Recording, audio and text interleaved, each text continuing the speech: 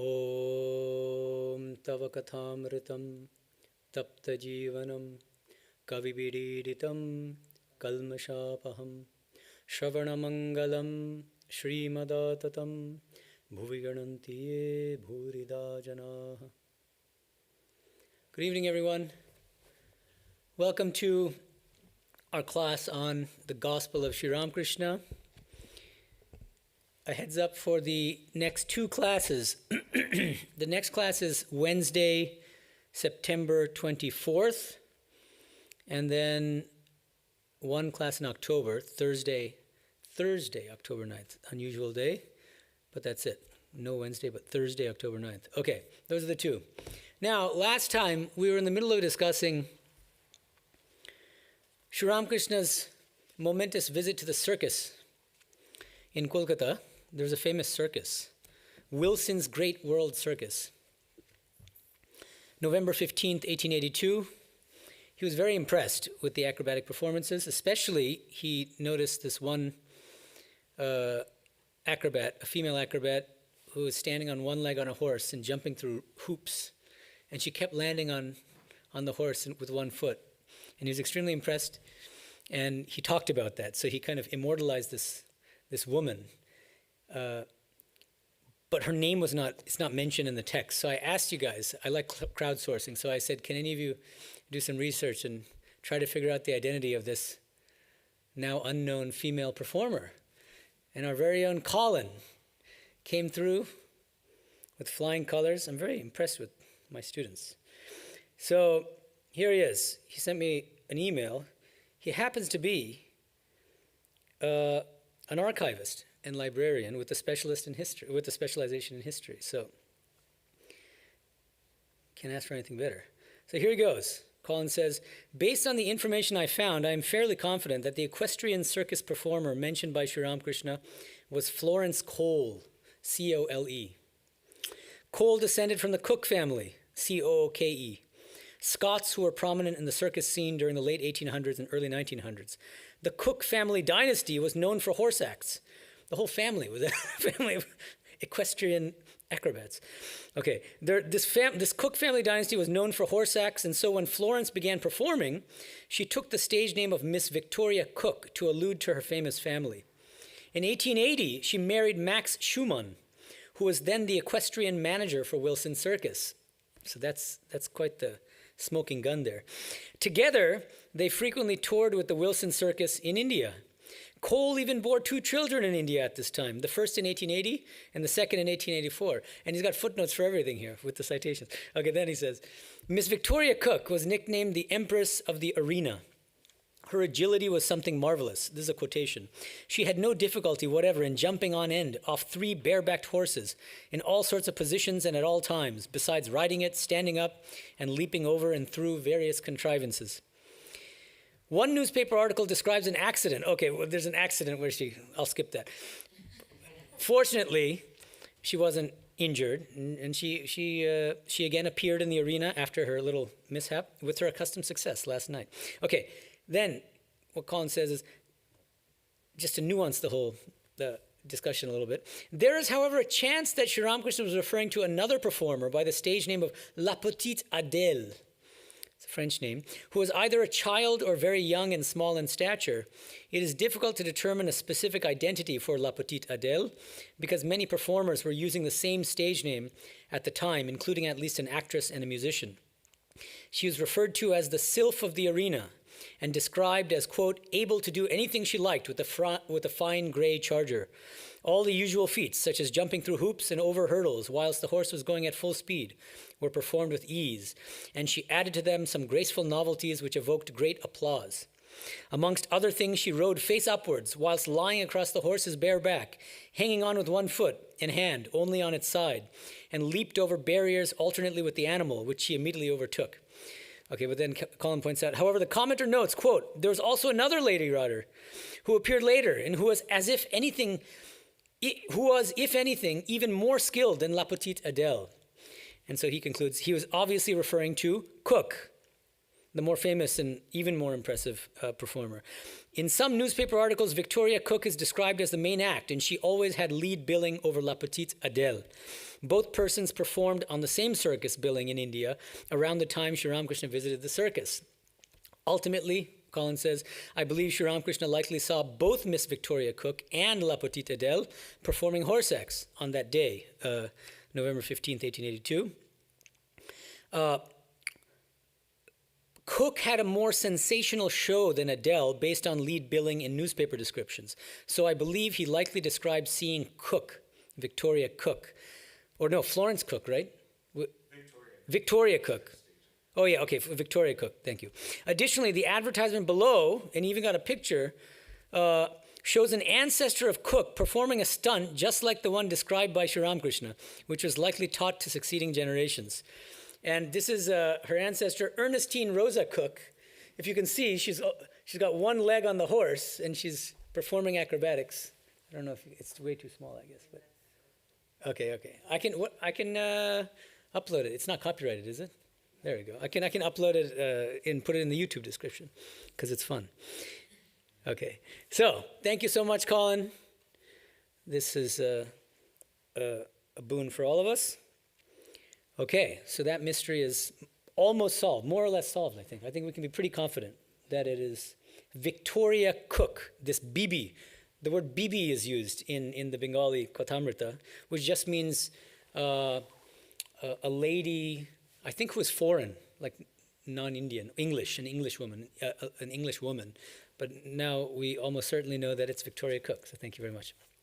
Okay, so now we're going to move on. We're going to continue with the entry from November 15th, 1882.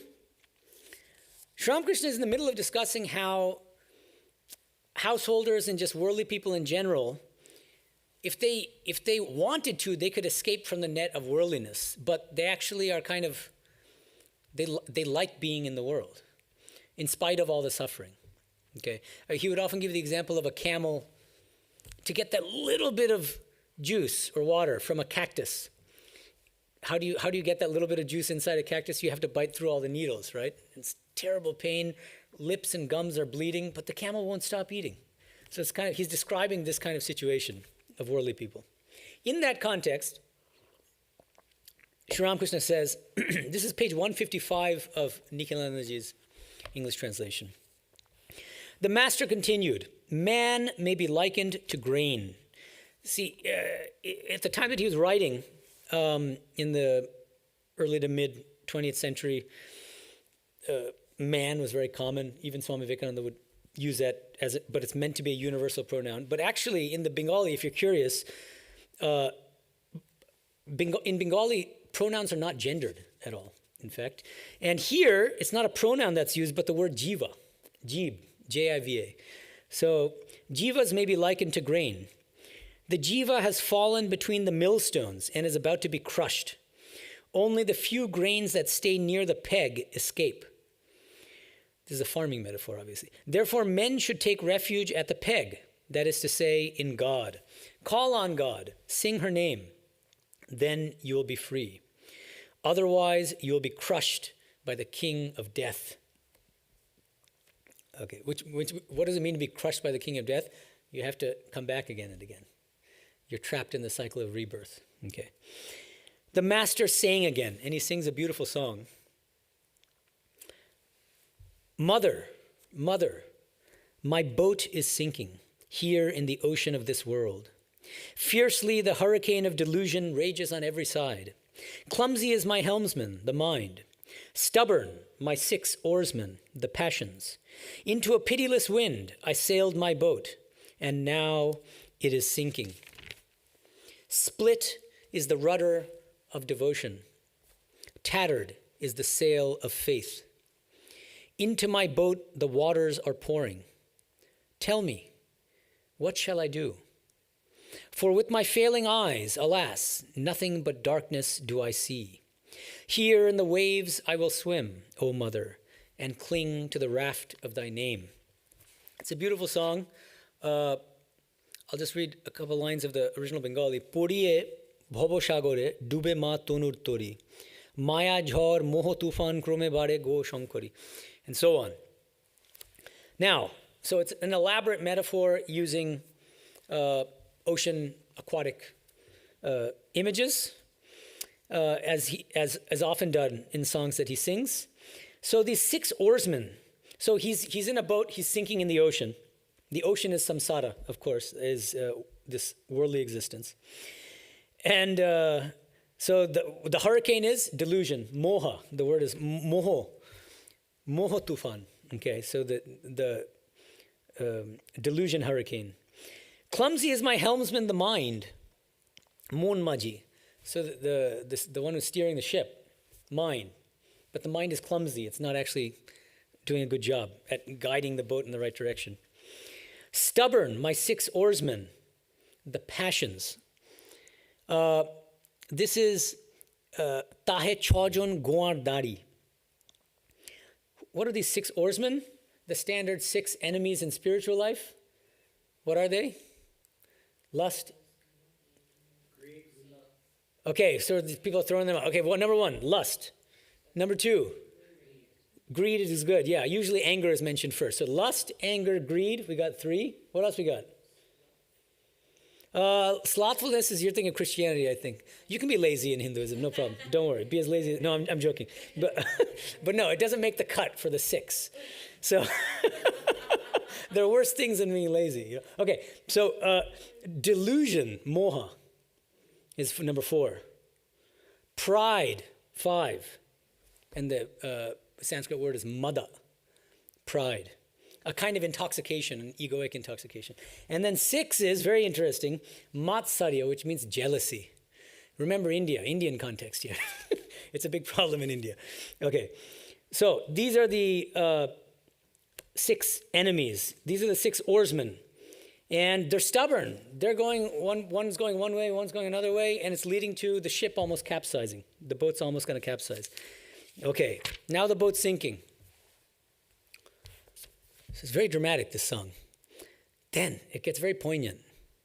Split is the rudder of devotion. Bhinge gelo bhaktir hal. Bhakti, the word bhakti is used here. Tattered is the sail of faith. Chire podlo shraddhar pal.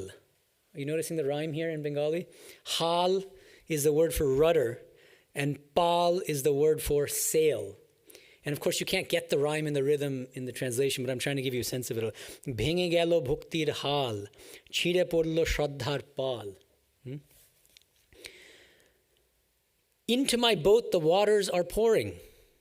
Tell me, what shall I do? For with my failing eyes, alas, nothing but darkness do I see. Okay, now here I have to pause because, as I always point out when I talk about songs in the gospel, songs are extremely difficult, if not impossible, to translate. And you either sacrifice accuracy for the sake of beauty, or you sacrifice beauty for the sake of accuracy. And it's virtually impossible for a translation to be equally faithful, accurate, and at the same time as poetic and as beautiful as the original. I think it's actually impossible, especially with languages as different as Bengali and English. Okay, so now the relevant sentences in Bengali, let me just read here. So it's actually one line, it's the second to last line in the Bengali. Upai na dekhiar, okinchono bhebeshar. Okay, upai na dekhiar literally means I see no way out. I see upaya in Hindi, any Indian language really. I don't see any other way. I feel completely helpless. And then he said, the song says, okinchono bhebeshar. I've consulted with several Bengalis and I looked up the M Trust. So there's, besides this translation, there's an M Trust translation in multiple volumes, 5 volumes, I believe. And they translate M's Gautamrita from the Bengali to English separately from Nikhilanji's. It's very different. And it's all available online, by the way. You can look it up if you want. So I sometimes consult it just to kind of compare with Nikhilanji's. And what I find, the advantage of the M Trust translation is that it's extremely literal. So it'll really try to give word-for-word translations, typically, almost all the time. Not always, but almost all the time. So that's useful, because Nikhilanji errs on the side of, remember, in this trade-off between elegance and beauty on the one hand and accuracy on the other. He's very good at both, but if it's a trade-off, he'll plump for the poetic beauty rather than for the strict accuracy and word-for-word kind of translation. So it's helpful to read both sometimes, especially with songs. Okay, so now Nikhilanji renders this line, Upai na dekhi ar okinchono bhebeshar, as, for with my failing eyes, alas, nothing but darkness do I see. But actually, as far as I can tell in the Bengali, there's no mention of any darkness. Even the failing eyes is not, upai na dekhi ar. It's really about, I don't see any way out, basically, is what's being said, as far as I can tell. Okay, now the M Trust renders this line a bit differently. What can I do? No remedy do I see. So no remedy do I see is this, upai na dekhi ar. Okay, and then it says, feeling helpless, I fight the waves. Feeling helpless. Okinchono bhebe shar. This is the phrase that I had some trouble with. And for you Bengalis out there, or anyone who knows Bengali, what tripped me up is this word shar, sara. It's the word sara, which means typically essence. But that doesn't, the meaning essence doesn't really work here as far as I can tell. So akinchana means somebody who feels helpless or lowly. Akinchana, one who has nothing, essentially. So okinchano bhebeshar, I had trouble. So I asked several Bengalis. Now, M Trust, I think, gets it right. I'm pretty sure, because several of the Bengalis I asked said more or less the same thing. You think of yourself as helpless, basically. You feel helpless, and this is exactly how M Trust translates it. So feeling helpless, I fight the waves. And then, okay, but there's also a drawback to the M Trust translation, by the way. I don't want to, I actually think ultimately Nikhilanji's translation overall is much better. The M Trust translation is clunky. It's the English doesn't read very well, actually. So it's useful sometimes to get like a very accurate translation, but it's rarely elegant and beautiful. And so I'll just give you an example. The last two lines are translated by M Trust as, what can I do? No remedy do I see. Feeling helpless, I fight the waves. I try to catch the boat of Durga's name. I try to catch the boat of Durga's name. Okay, now let's compare Nikhilanji. Here in the waves I will swim, O mother, and cling to the raft of thy name. That's much more beautiful in my opinion. And cling to the raft of thy name. Okay, so the boat's sinking. So imagine a Titanic situation here. And then there's this, what's that piece that DiCaprio held on to? What was it? A door. It was a door, right. But there's only room for one person on the door. And so he sacrifices his own life for the, okay. So anyway, yes, so that kind of raft, but instead of a door, it's a raft here. So the raft is what? God's name, the divine name, right? And let me, just to give you a sense again of the poetry here, the last line in Bengali reads, Toronge diye shantar, Sri Durga named bhela dhori. Okay, it's much more elegant and succinct in the Bengali. There are far fewer lines as well, and a beautiful rhythm. Okay, now, but what's striking is, what's the sentiment behind this song? I think it's quite remarkable. Because look at the words. So this person who feels like we're trapped in samsara, this shows Sri Ramakrishna's boundless compassion. You might think that he's criticizing or poking worldly people. He's not doing that. These songs are expressing that he understands what we're all going through, actually.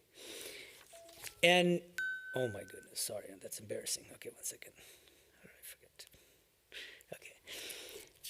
So what's poignant is that he's kind of empathizing with people, entangled in the world and having difficulty getting out. And what is this song that he's singing is expressing a feeling of helplessness, but at the same time, it's a profound prayer. You're calling out to God and admitting or confessing to God your own helplessness, basically. And the beauty of it is, this is what I find really striking. The bhakta is admitting to God, look, I don't really have any faith in you. I don't really have it. So that sail of faith, it's tattered. I don't even have any real devotion or love for you. Split is a rudder of devotion. I feel completely helpless. And so my only refuge is your name.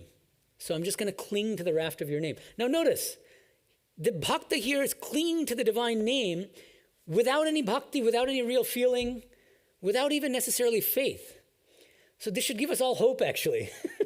Because after you're given initiation, and the first period is what I call the honeymoon period, for a few days or a few weeks when everything is amazing and you feel like you're having experiences and everything's great.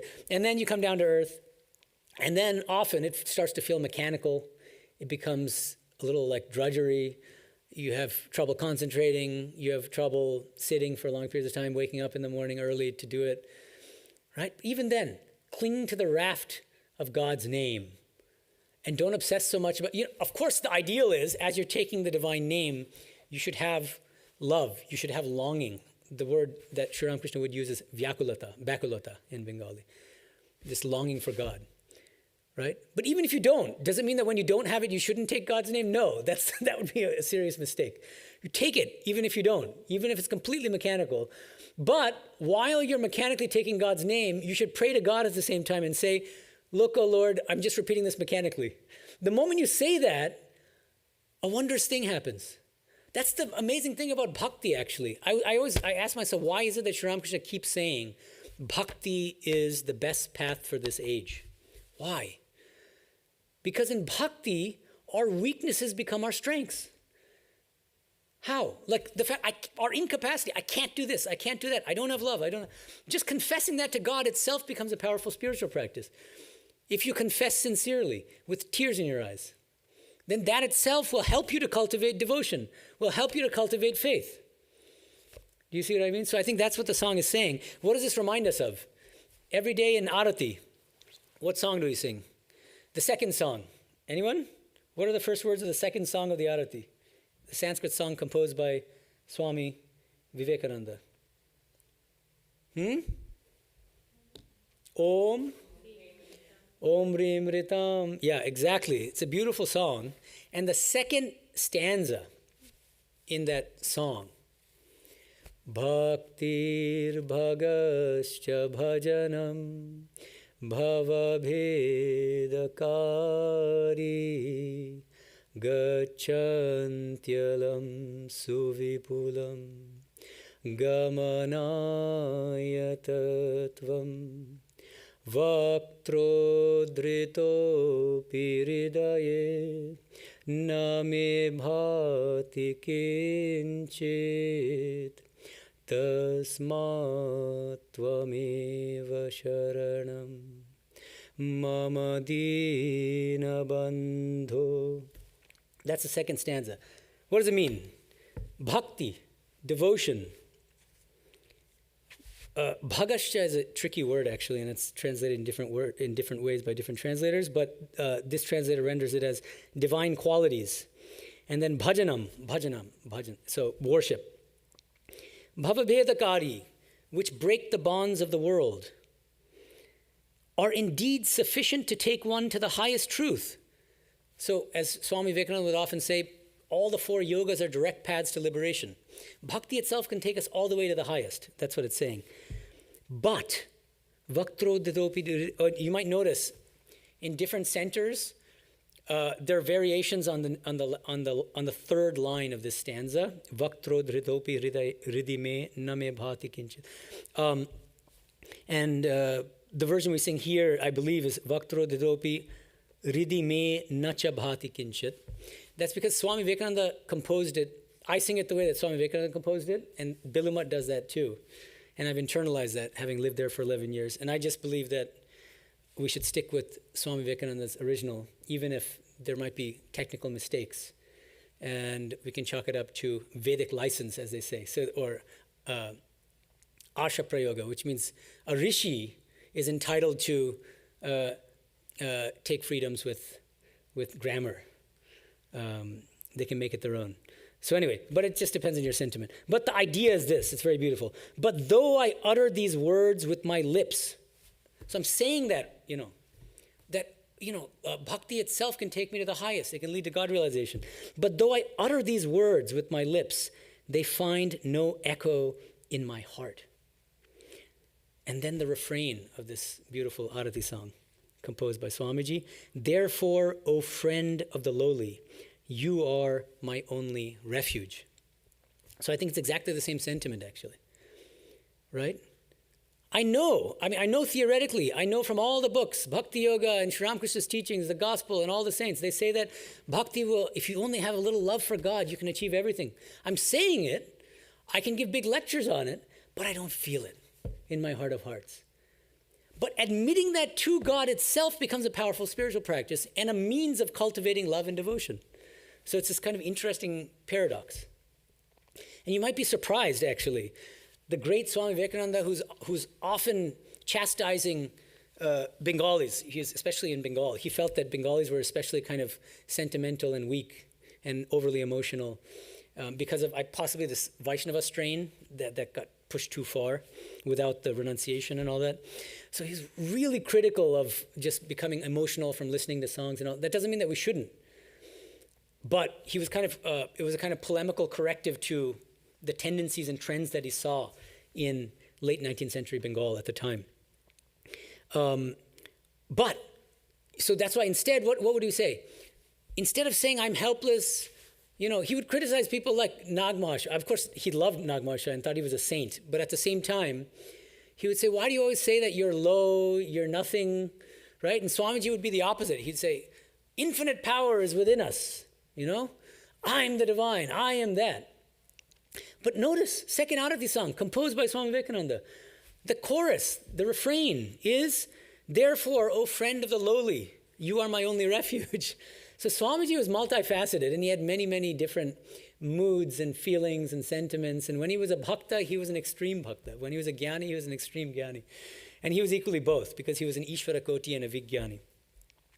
Okay, so I strongly recommend that you study carefully the meaning of the Arati songs. It's really useful, and it really enriches the spiritual value of attending Arati. There are two books that I'd recommend. One is by Swami Harshanandaji, and I think it's called Arati Hymns of the Ramakrishna Order, a little booklet that you can get in many places. And then Swami Tapasanandaji has a little booklet as well that also combines Ramnam, the Ramnam and the Arati songs. And I think it's, especially if you don't know the original language, even if you know the original language, it's useful to compare translations. That's why I'd recommend both. Just like I'm using M Trust and Nikhilanandaji for the gospel, you can do the same thing with the Arati songs. And now you can throw in a third one if you want, ChatGPT. Okay. Now, let's go on to the next section. So, in the Bengali, right after he sings a song, it's a start of a new section. And I mentioned this last time, I believe, that sometimes M, for whatever reason, decides to give the section title in English rather than in Bengali. It's rare, but he sometimes does it. So this is one of those cases. I have no idea why, because he could easily have done this in Bengali, but he didn't. So the English is duty to wife and children. Sometimes you can guess why it's in English, maybe because it's difficult to translate it into Bengali. But in this case, it's not clear to me why. But anyway, he writes this in English. This section, the theme is duty to wife and children. And it's like a very different theme suddenly. Actually, it may not be a very different theme. I was just thinking. Actually, we can link it directly to what Sri Ramakrishna was just saying. So, Mr. Biswas, V-I-S-W-A-S, had been sitting in the room a long time. He now left. So there's a gentleman sitting in the room, now he leaves. And then they start talking about him. He had once been wealthy, but had squandered everything in an immoral life. Finally, he had become indifferent to his wife and children. Referring to Mr. Biswas, the master said, he is an unfortunate wretch. Lokkichara. A householder has his duties to discharge, his debts to pay. His debt to the gods, his debt to his ancestors, his debt to the rishis, and his debt to wife and children. And the Bengali here is Poribarder sombondhe rin ache. Poribarder sombondhe rin. That's what M is translating into English as duty to wife and children. Parivara means family. And rin just means debt in Bengali. Okay. If a wife is chaste, then her husband should support her. He should also bring up their children until they are of age. Only a monk must not save. The bird and the monk do not provide for the morrow, but even a bird provides when it has young. It brings food in its bill for its chicks. And then Balaram says, somebody's sitting in the same room, Mr. Bishash now wants to cultivate the company of holy people. So I imagine that Balaram is kind of feeling, let me come to this poor Mr. Bishash's defense. He's now turning a new leaf, right? He's coming here, he's having the company of holy people like you. What does Sri Ramakrishna say with a smile? A monk's Kamandalu goes to the 4 principal holy places with him. What are those 4 holy places? It's mentioned in a footnote in Nikhilendji's translation. At the 4 cardinal points of India, namely Kedarnath in the Himalayas, Dwaraka in the west, Rameshwar in the south, and Puri in the east. Okay, so a monk's Kamandalu goes to the 4 principal holy places with him, but it still tastes bitter. Likewise, it is said that the Malaya breeze turns all trees into sandalwood. But there are a few exceptions, such as the cotton tree, the ashwatha, and the hog plum. Some frequent the company of holy men in order to smoke ganja. Literally the word ganja is used. Ganja is the Bengali word. Okay. Many monks smoke it. Okay. Don't try this at home. And at least Ramakrishna mission monks don't. Okay, many monks smoke it, and these householders stay with them. Prepare the hemp, actually ganja. Prepare the ganja and partake of the prasad. And then one important sentence is missing right after he says this. Can you guess? You should be able to guess, actually. This is one of the most repeated phrases in the gospel. Come on, guys, guess. All laugh. Chocolate hasho. It's missing. It's funny. Actually, there's laughter and then chocolate hasho. Both are missing. So, yeah. So he's making jokes, and people are having a good time. Now, let's reflect on this a little bit. What exactly is he critical of Mr. Bishash for doing or being? What is it? I mean, think about some of his worldliest disciples. Girish Chandra Ghosh is one example. Kalibada Ghosh is another one. These are people who, as Girish used to brag, there isn't a sin under the sun that I haven't committed. He took pride in it almost. He said, if I knew how great Sri Ramakrishna was, I would have committed many more sins. So that situation, okay? So probably much worse than Mr. Bishash in the ranking of amount of sinning and all that. But what was Girish's redeeming grace? There are many things, but number one, he was totally honest. Completely honest. He didn't hide anything. He is who he is, warts and all. And he would tell anybody. He wouldn't hide anything he was doing. So that's an amazing thing, actually. Sri Ramakrishna will say in other places in the gospel, one of the great bondages, one of the most dangerous things in spiritual life is, he says, goponadicha. This desire for secrecy, doing things in private, this whole private mode. We have private mode web browsing and this and that. And in the West, people are obsessed with privacy. And it's funny because when I first moved to India, back in 2009, right after my PhD, I moved to India, and I joined at Vivekananda University, and they give me a room, and I just walk around the monks' quarters, and I see almost everybody's doors were open. And it just struck me because I'd never seen it. I grew up here in Boston. And here it's like doors are closed, houses are closed, everybody keeps to themselves. And there, everything is open. There's nothing to hide. So I like that. You have nothing to hide. So anyway, so Sri Ramakrishna, okay, anyway. Okay, so I think what Sri Ramakrishna didn't like in Mr. Bishash is a kind of hypocrisy. He wasn't fully honest. He's not honest with himself. He's not honest with his family. He's doing things behind his wife's back without being honest with her. He's not taking care of his family, which means he's not fulfilling his duties as a householder. So these kinds of things. You see what I mean? And so for somebody like Girish, who is doing all those things, but at the same time is very honest about it and recognizes the need for help, then coming to a holy person and praying to them and taking refuge in them, that's a wonderful spiritual practice. And so Sri Ramakrishna told him, give me your power of attorney. And his life just got transformed. He was transformed into a saint, ultimately. Right? And even Bhagavad Gita, chapter 9, Bhagavan Krishna says, Api chet suduracharo bhajate mam ananya bhak sadur eva samantavyaha samyak vavisato saha. Which means, even the worst sinner, if he takes refuge in me, if he or she takes refuge in me, bhajate mam, if they take refuge in me, if they worship me, they become a good person. They become, literally the word is sadhu there, sadhu. I see that person as good. And actually, this is interesting. You might, if you can think of a parallel in our tradition, Advaitanandaji, the oldest of the 16 monastic disciples, he was older than Sri Ramakrishna. He had some money. He was a householder. He was married before he became a monk. And he told Sri Ramakrishna, he said, hey, I want to do a good turn and buy 12 Girua cloths, ochre robes, and I want to give them to monks. And then Sri Ramakrishna said, who better than these young boys here?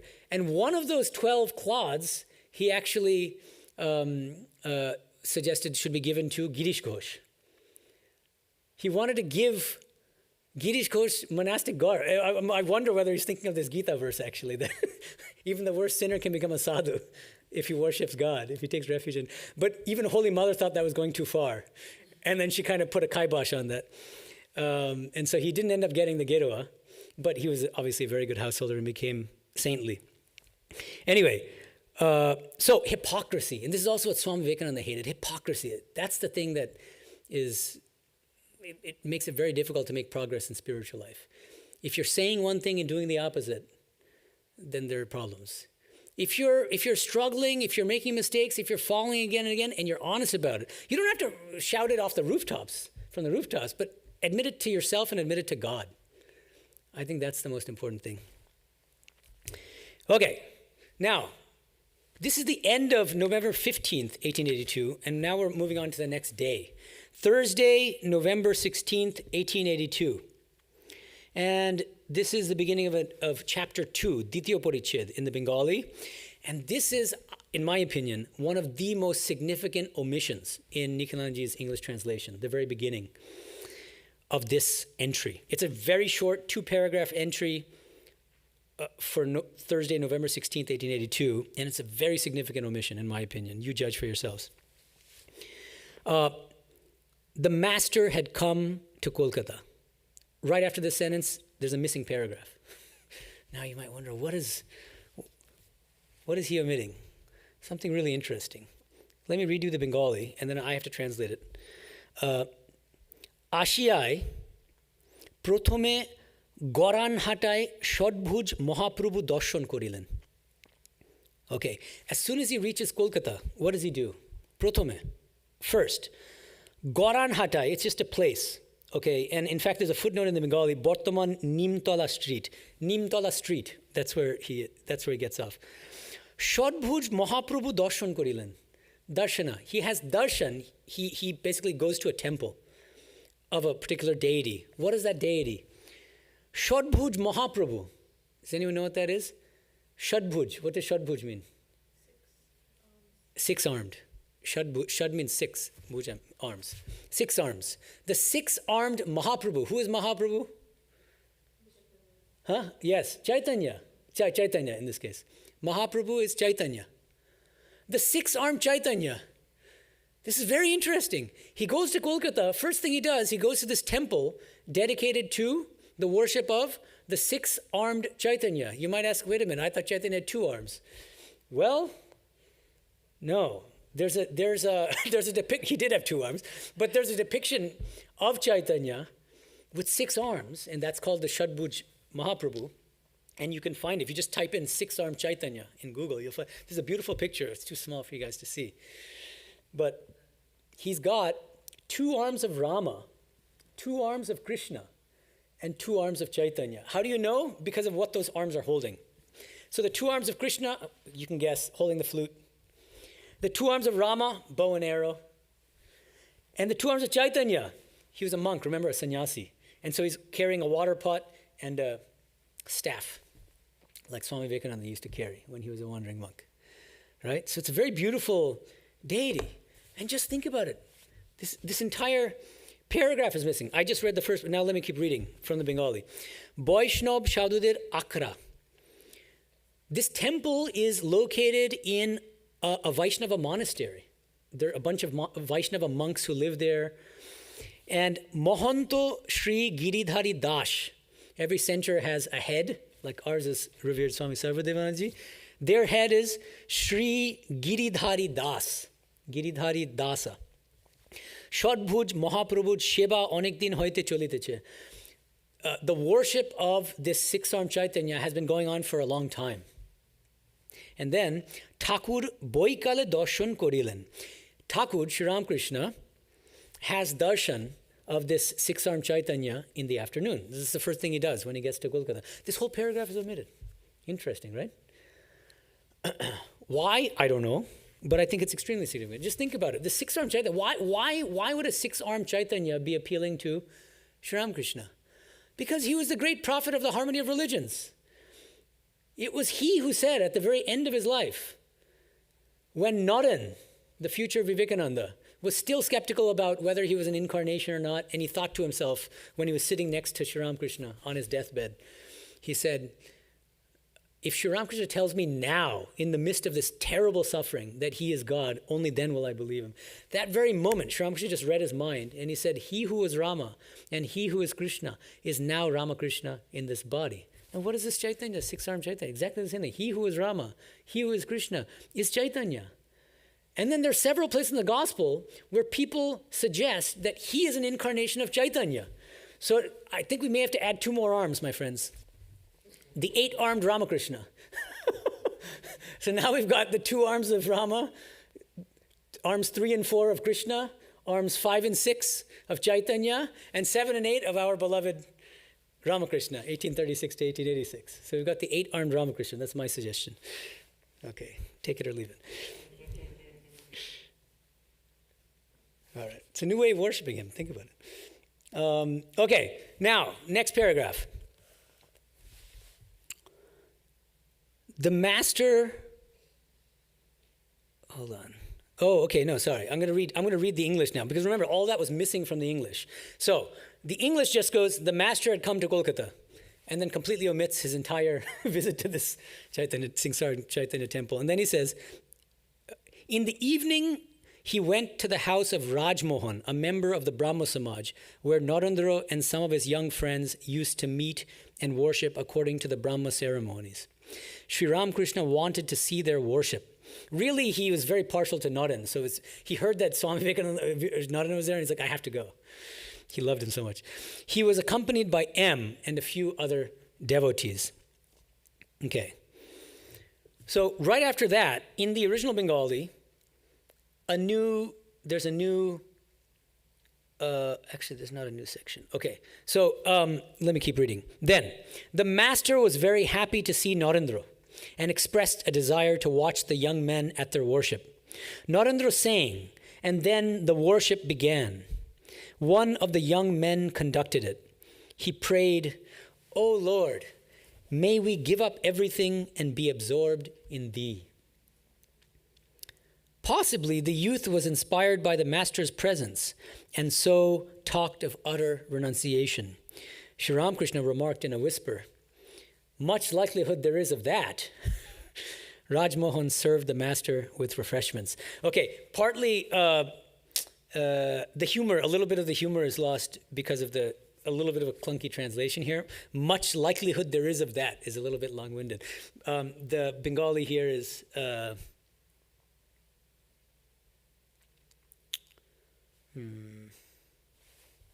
Where did it go?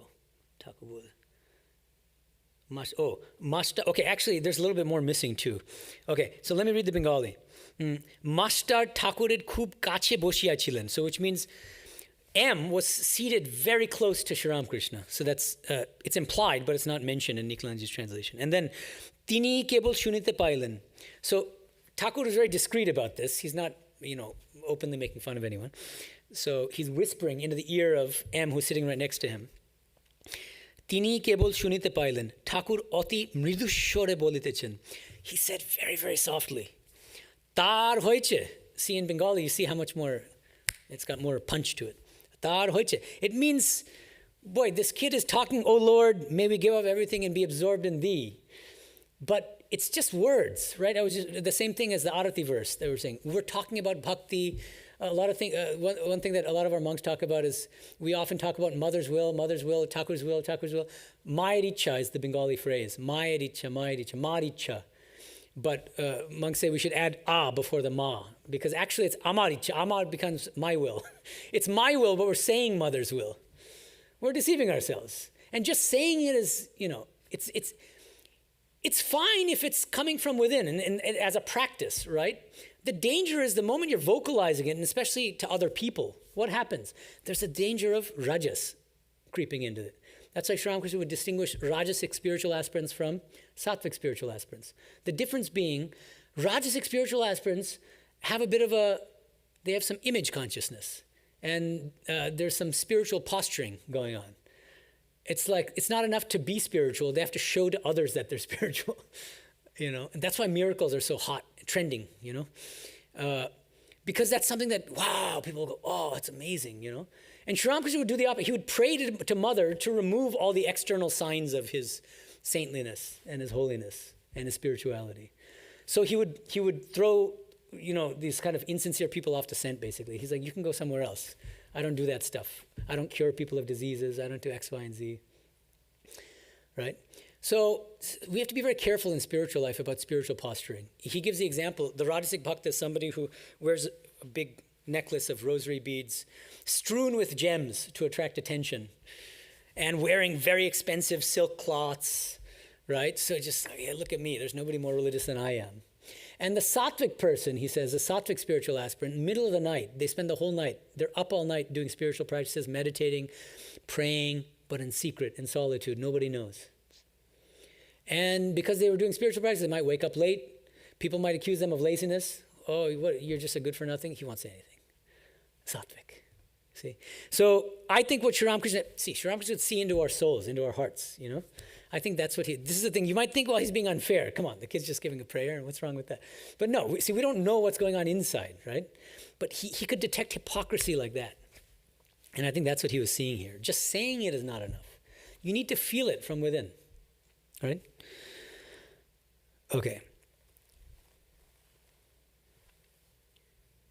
Now,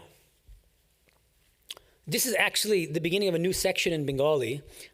When he's there visiting this group of Brahmos, these young men. Brahmo bhakto o sharbotag ba shunnash. So Brahmo devotees of the Brahmo Samaj, and sarvatyaga or sannyasa. So renouncing everything. So his point is, look, if you're a householder, don't pretend that you're renouncing everything. And if you have worldly desires, then don't pretend. Don't lie to God and say that I want nothing but you, right? Just be honest.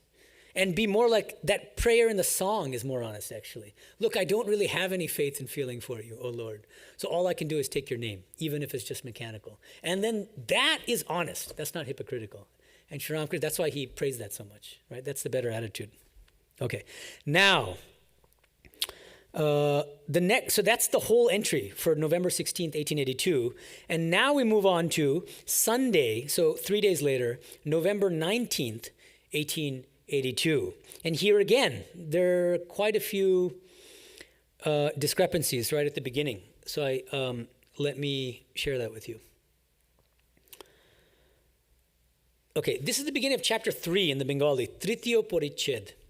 And the chapter title is as follows. Sri Jukto Monomohan o Sri Jukto Shurendrer Batite Sri Ramakrishna. Sri Ramakrishna's visit to the house of Monomohan, one of his householder devotees, and then also the house of Shurendra. Okay, these two different householder devotees living in Kolkata. So that's the theme of this entry from November 19th, 1882. Now,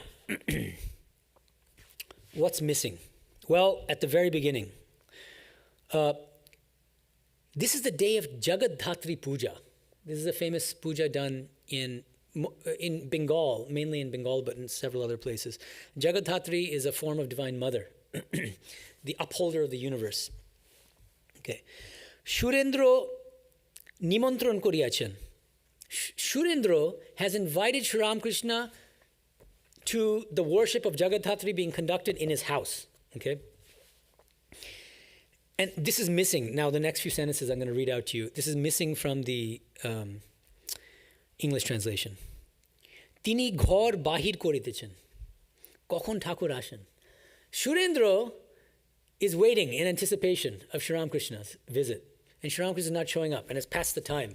And so it says he's standing outside of his house, looking here and there. Where is Sri Ramakrishna? Where is Sri Ramakrishna? Kokhon Thakur ashen. Okay, because he's so full of this longing for Sri Ramakrishna. Mashtarke dekhiya tini bolitechen. So then he sees M. Shurendra sees M. And he says, Tumi escho, ar tini kothai. So Shurendra knows that M is supposed to be with Sri Ramakrishna. So he says, hey, I'm seeing you, but I don't see, where the heck is Sri Ramakrishna? Tumi escho, you've come, ar tini kothai, but where is Sri Ramakrishna?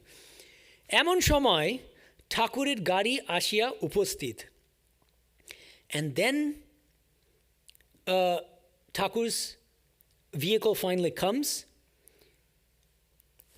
after a long time of waiting. Why? And then it goes on to explain why. M says, Kache Srijukto Monomohaner Bari, because another devotee lives right next to Shurendra. His name is Monomohan. Thakur Prothome Shekhane Namilen. So he first paid a visit to Monomohan without telling Shurendra, obviously. Shekhane ektu bishram koriya Shurendrer barite ashiben. So after visiting Monomohan, he takes a little power nap, siesta, and then he goes to Shurendra. So this is the explanation. Now let's read Nikhilanji. Sunday, November 19th, 1882. It was the auspicious occasion of the Jagadhatri Puja, the festival of the Divine Mother. Sri Ramakrishna was invited to Shurendra's house in Kolkata. And then a bunch of missing sentences, the ones I just read to you, translated to you. But first, he went to the house of Monomohan in the neighborhood. And see what's missed here? That longing and that frantic attitude of Shurendra, waiting for, pacing back and forth in front of his house. These little details, which are so beautiful, right? Then, the master was seated in Monomohan's parlor. So he hasn't visited Shurendra yet in Nikhilanji's translation. So he's sitting in Monomohan's parlor, and then he said, God very much relishes the bhakti of the poor and the lowly.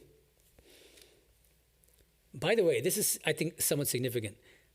The words for the poor and the lowly, the translation poor and the lowly, are okinchon and deen. Je okinchon, je deen. Akinchana, where does that, do you remember? That's from the song that we were talking about earlier. Exactly the same word is used. Okinchana bhebeshar. So he might have had that song in mind, actually, this idea of the devotee who feels completely helpless. Now notice he's saying the same thing. God very much relishes the bhakti of, and the poor has both connotations. Very literally, it means one who has nothing. So it can mean money, possessions. That's how Nikhilanji renders it, poor. But look at how it's translated, at least in the M Trust translation, in the song. The song is translated, when Akinchana comes, it's translated as helpless. And I think that is the deeper spiritual meaning, actually. Somebody who feels helpless, but in a spiritual sense. Somebody whose only refuge is God. Okay? And the lowly, deen. Okay, so God very much relishes the bhakti of the helpless and the lowly, just as the cow relishes fodder mixed with oil cake. Delicious. King Duryodhana showed Krishna the splendor of his wealth and riches, but Krishna accepted the hospitality of the poor Vidura. Okay, let's pause here a second, because I think let me read it again in English, but I think that there's a slight connotation missing here. King Duryodhana, so very wealthy king, showed Krishna the splendor of his wealth and riches, but Krishna accepted the hospitality of the poor Vidura. Let me read the Bengali here. Duryodhan অত টাকা অত ঐশ্বর্য দেখাতে লাগলো কিন্তু তার বাটিতে ঠাকুর গেলেন না. So talking about the king Duryodhana, in the original Bengali, it's Duryodhana showed all the money that he had to God, and he showed all of his wealth and possessions, the palace. He's trying to impress him.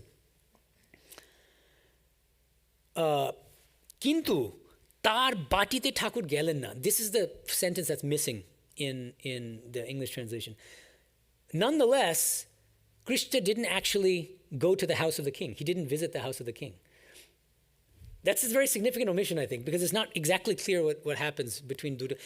Even though King Duryodhana is pulling out all the stops and whining and dining him and showing him, Krishna says, I'm not interested in you and your palace. I'm not going to visit you. And then it's mentioned, but Krishna accepted the hospitality of the poor Vidura. The Bengali here is, Tini Bidured Bati Gelen, but he went to the house of Vidura, this extremely poor but devoted and faithful devotee named Vidura. Okay, so he rejects all the wealth of King Duryodhana, doesn't even visit him, doesn't go into his house. Instead, he enters the house of the poor Vidura.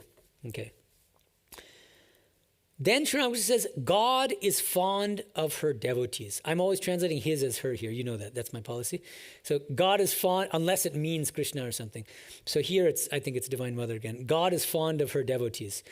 Here, can anyone guess what the term is for God is fond of his devotees? Bhakta Vatshal. It's a beautiful term. Vatsala means a calf. A calf, yeah. Vatsala means calf, right? Because Vatsalya Bhava, that's one of the bhavas, one of the attitudes you can adopt toward God. What is that attitude? Yeah, it's the attitude of a parent toward seeing God as your child or baby. You know, we have little images of Ram Lala and baby Krishna in the shrine here. So that idea, right? So God is fond of his devotees. So, but God, he's like a loving parent to us, his devotees, who are like his children. Just as a mother loves her children, right? God shows that same kind of love for his devotees. God is fond of her devotees. She runs after the devotee as the cow after the calf. Okay. Then the master saying, and for that love, the mighty yogis practice yoga from age to age. When love awakes, the Lord, like a magnet, draws to him the soul. Je bhab lagi param jogi jog kore jug jugantore hole bhabe hrudoy loy she jemon lohake chumboke dhore. Sri Ramakrishna would often use the analogy of a magnet, and he would say that God is like this infinitely powerful magnet, and that the soul is like a needle. And you might ask, well, then why are we not feeling that attraction for God? Because he says there are these layers of mud caked over that needle, that soul needle. That mud is impurities, worldly attachments, worldly desires. So the more we purify our minds, that doesn't mean that we have to actually make steps to get closer to God. The moment that mud is cleared away, what happens? We're going to automatically fly toward that magnet. The magnet's going to pull us, actually. That's why Sri Ramakrishna will sometimes say these really startling things. He says this in one place, as far as I'm aware, in the entire gospel, much later, I think.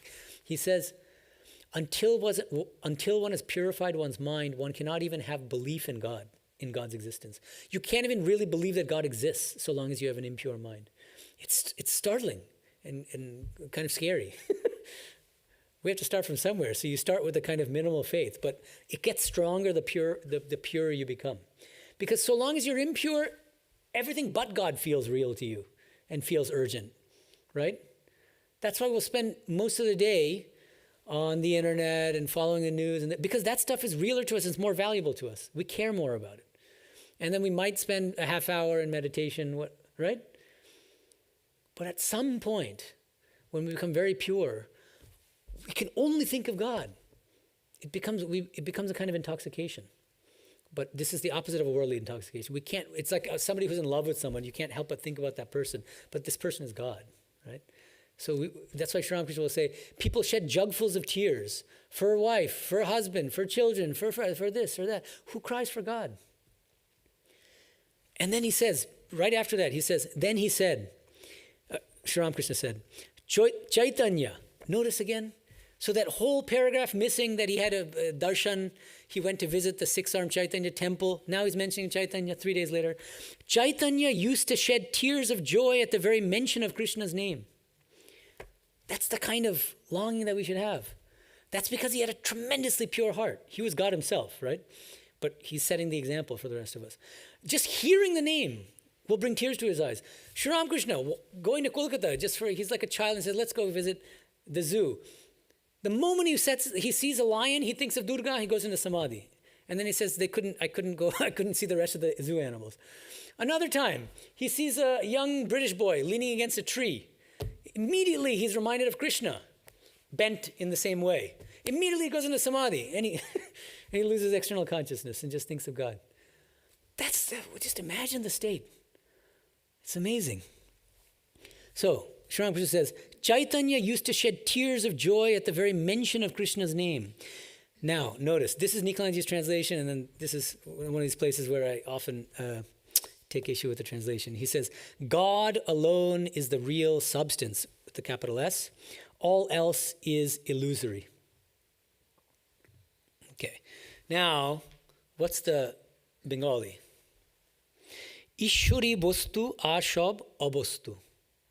God alone is vastu, not vastu. Vastu is a different thing altogether. This is vastu. Okay. Ashab abostu. Everything else is avastu. Just negates it. So God alone is vastu. And so I think Niklayanji, faithfully translates vastu as substance with a capital S. It's the only thing with substance. And the only thing that's ultimately fulfilling, really, I think is also implied in this. And then all else is illusory. Now here, ashab abostu. I think I detect in Niklayanji's translation a tendency toward classical Advaita Vedanta. And so when he's confronted with these kinds of statements, he tends to push them in a classical Advaitic direction. So we all know that the famous Sanskrit formula for Advaita, Brahma Satyam Jagat Mithya. Brahman alone is true or real, Satyam, Jagat Mithya. And this world is an illusion, it's a dream. And so I think Niklayanji has that in mind. And he does this in other places too, I pointed out earlier. So he says, so avastu, it's illusory. But notice that the symmetry breaks, first of all, because he translates vastu as the real substance. And so then I think he can say, just as I think it would be better, my opinion is it would be better to say, especially if you look at other places where Sri Ramakrishna says similar things in the gospel, I think it's better to translate it as God alone is the real substance, the only thing that is ultimately fulfilling. All else is, I would suggest, impermanent. And nothing else can give true and lasting fulfillment, something like that. And you might think, well, am I just making this up? No, because there are other places, like there's a place in the gospel, I think we've already read that section, but he says, Ishur Ishuri Shotto Ashab Mita. So God alone is, sometimes he'll say God alone is eternal, Nitya. He'll use the word Nitya. And then he says everything else is Anitya, which means impermanent, transitory. Okay. Sometimes he says, Ishuri Shotto Ashab Mita. He will say that sometimes. God alone is Satya, is true. Ashab Mithya, and he'll use the same word that classical Advaitins use, Mithya. Everything else is Mithya. But in one place, he actually says, everything else is Mithya, and then he immediately goes on to define Mithya as Anitya. The word Anitya is used, which means impermanent and not illusory. So even when he uses the term Mithya, he doesn't mean Mithya in the sense of illusion, in the sense of classical Advaita Vedanta. He means impermanent. And I would suggest that to be consistent with his teachings in other places, I would suggest that this is better translated not as all else is illusory, but all else is avastu in the sense of being anitya, impermanent, and it can't give lasting and true fulfillment. Okay. And then Sri Ramakrishna says, man can realize God if he wants to, but he madly craves the enjoyment of Kamini Kanchan. The snake has a precious stone in its head, but it is perfectly satisfied to eat a mere frog. This is a folk belief in Bengal that a snake has a gem in its head. Okay, but that gem is God, obviously. Okay, bhakti is the one essential thing. Who can ever know God through reasoning? I want love of God. What do I care about knowing God's infinite glories? One bottle of wine makes me drunk. What do I care about knowing how many gallons there are in the grog shop? One jar of water is enough to quench my thirst. I don't need to know the amount of water there is on earth. Okay, so this is the end of the section, and I'll just say one thing and then we'll wrap up the class. So bhakti is the one essential. I think this is the keynote of the entire section in a way. Bhakti, bhakti, bhakti. At the end of the day, we come back to bhakti. We can reason all our lives. We can talk big about I am Brahman and this and that. I think one danger here is to think that he's saying that reasoning has no spiritual value, that we shouldn't reason. I don't think that's what he's saying. And he says in many other places that reasoning is actually very helpful in certain respects. Number one, sat asat vichara. That's something he recommends in many places in the gospel. Distinguishing between what's sat and what's asat. And here, sat means the eternal, which is God, and asat means everything else which is impermanent and ultimately unfulfilling. Okay, so that's a kind of reasoning that's extremely helpful. Another kind of reasoning, notice many times when there intellectuals come to him like Girish and Narendra, he'll say, hey, debate with each other. And he'll often add in English, even though Sri Ramakrishna barely knows English, he encourages them to debate each other in English, just for fun. And then he'll intervene. After they start speaking in Bengali, he'll understand what they're saying, and then he'll intervene. He loved those kinds of debates, discussions. He thought they were very helpful. Why? Because it's a way of strengthening your faith. See, until God realization, until self-realization, we will always be plagued by doubts, sometime or another. That's natural. Doubts don't completely disappear until you realize the highest truth. That's a fact. It's mentioned in all the Vedantic scriptures, the Upanishads, the Bhagavad Gita. So we need reasoning to help us. Okay, but at the same time, what Sri Ramakrishna says is don't get carried away with reasoning. Don't fetishize reasoning as an end in itself. That's the danger. And so that's why there's an incident later when Naren is a philosophy major, and he had just read William Hamilton, this Scottish philosopher, and he quotes in front of Sri Ramakrishna, "A learned ignorance is the end of philosophy and the beginning of religion." A learned ignorance is the end of philosophy and the beginning of religion. And Sri Ramakrishna asks, he says, what did he say? And then Naren translates that into Bengali. And Sri Ramakrishna loves it. And he says in English, thank you, thank you. He liked it so much. But what does it mean? A learned ignorance. What is this learned ignorance? Through reasoning, so reason itself, after it exhausts itself and finally says, all right, this is as far as I can go. And now I open myself to possibilities beyond myself. All spiritual truths, whether that's God or the self, is beyond reasoning. That's the basic idea. Okay. So ultimately our spiritual journey has to go from head to heart. And I think that's what Bhagavan Krishna means when he says, Mano Hridi Niruddhyacha. Stop the mind in the heart. Okay, thank you everyone. See you, what was that again? Oh yeah, Wednesday, September 24th. Do we have time for one question, I guess? Do we have a question online? Or no? Any in-person question? Or are we good? I think we're good. Perfect. Om Shanti Shanti Shanti Harihi Om Tat Sat Sri Ramakrishna Arpanamastu.